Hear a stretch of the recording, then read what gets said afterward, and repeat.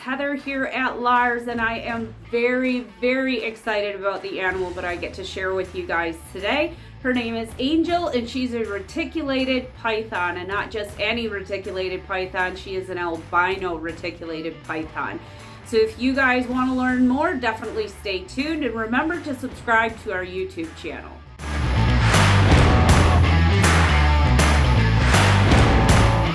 All right, everyone, so this is my friend Angel. So she is a 7.5-foot reticulated python, and she's an absolute sweetheart. So we're spending a lot of time together today. Reticulated pythons in captivity can typically live for 15 to 20 years, but it has been known for these guys to live up to 30 years.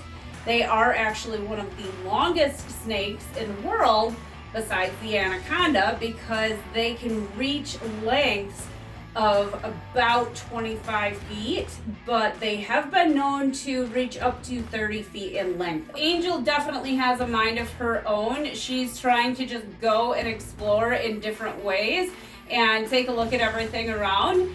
And so right now she's kind of twisting herself around my body and checking out the wall. They can be very, very strong snakes, however. So you can see she's got my hand all wrapped up here, so she's definitely gripping onto that to make sure that she doesn't fall. If you're not supporting the weight of a snake when you are handling them, they can oftentimes feel very insecure and afraid, and they will try to kind of clench around you a little bit more because they definitely do not want to fall.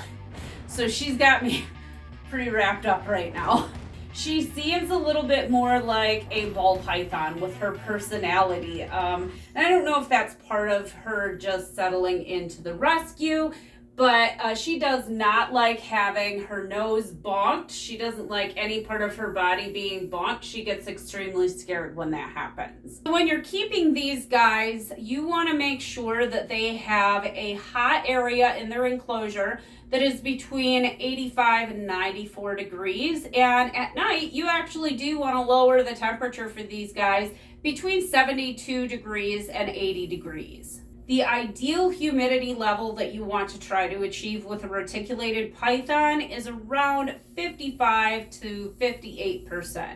Angel is actually hissing a little bit as I am working with her, and that's kind of typical for her. She's a little bit new at the rescue right now. She's still trying to check things out and figure out her way, and so that is part of the reason why she's got this little hiss.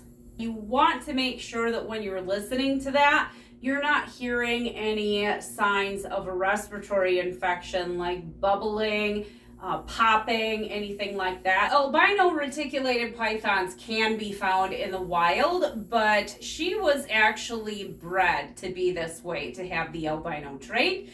And so that's where we get her very, very, very pretty coloring from. Angel here is a non-venomous snake, but as many of you have learned from all of my snake bite videos, she is definitely the kind of animal that you still want to go and see the doctor after you get bit to make sure that your bite does not get infected. Reticulated pythons need rodents, and they need actually bigger rodents. It's not bad for them to have. Oh, you're in my face. So when you're feeding a reticulated python, just as any other snake, you want to make sure, Angel, when you are feeding a reticulated python or any other snake, you're going to want to make sure that the food is roughly the same diameter as their body. So reticulated pythons tend to be a little more lengthy instead of girthy. And so we fed her a jumbo rat for her last meal, but she actually could move up to small rabbits at this point. And these guys out in the wild also are tree dwellers. And so what I am doing at the moment is acting like Angel's tree. Wow, you're going after my blinds. You can see that I have her kind of draped over one shoulder and I have the rest of her body beneath my elbow. This is one of the safety measures that we take when we're dealing with large snakes to make sure that we're not going to have any problems with the snake wrapping around the wrong part of your body. When I woke Angel up from her nap, I used a snake hook to just let her know that it was me coming inside of her enclosure. At the rescue, we tote feed our snakes to make sure that when we're reaching into their enclosures, they're not thinking that it's food that they're going to be receiving. And that's a really good trick. That's a really good tip to do. That will help you develop a better relationship with your snake. And your snake won't try to strike out when you go inside of their enclosure. That tickled. Handling these snakes is really important because you want to support their entire body. They're going to be a lot more comfortable hanging out with you if you are supporting their entire body, and they're going to be less apt to go and explore elsewhere. Just to give you guys a good picture of her length, I am 5'4", and she has her tail wrapped around my ankle right now, and you can see that her head is kind of coming around the back of me. So she is a very big snake. We are going to be adopting her out eventually, but right now she's going to be living at the rescue and helping us with some educational events. I'm definitely trying to guide her right now to make sure that she doesn't leave my body and doesn't get into trouble. Anywhere that a snake can fit its head, it can actually go right through. So Angel's head, although it's large, it's not going to inhibit her from going into small spaces. We're talking underneath of refrigerators, behind freezers, washers, dryers, into your ventilation. Because they are tree snakes in the wild, they can actually climb up into your ceiling and hang out there. I had that happen with another snake that we had who was adopted out years ago. But you definitely want to make sure to keep these guys out of trouble. When you're working with a snake, especially a large snake, you want to make sure that you are working with their body, but you also want to practice a lot of caution. You do not want to get them in a position where they're going to be able to squeeze around your neck. Not a great position to be in. And then you also want to make sure that you are able to unravel yourself from the snake. So I'm going to hopefully demonstrate here. She is kind of wrapping her tail around my arm. So what I would do then is I would twist my arm out from her body, and then I am free. I don't actually recommend that anyone handle large snakes by themselves. You need to have somebody else with you in case you end up in a pickle where the snake accidentally coils around your neck, or they're cutting off circulation to your arm. A lot of snakes are extremely strong and they can do that.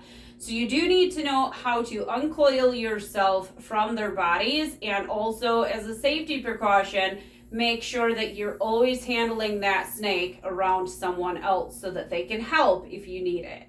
Angel right now at 7.5 feet long actually weighs about 20 pounds. So she is a very heavy snake. She can be hard to handle.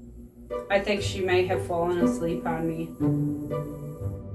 I think she's taking a nap. These guys are from Southeast Asia, and you can find albino reticulated pythons in the wild. This girl was bred in captivity, and they do tend to stay smaller than the regular reticulated pythons with the normal coloring. They tend to achieve lengths between 10 and 20 feet. These guys are not listed as an endangered species because they are so widespread throughout Asia. However, these guys are hunted oftentimes for their skin or for medicinal purposes. She's doing a lot of breathing right in my ear right now, and it tickles so much. Angel and I thank you guys so much for watching today. And as always, if you have any questions about reticulated pythons or any of the other animals that we deal with at the rescue, please feel free to reach out to us via our email or via our Facebook page, and we will get back to you.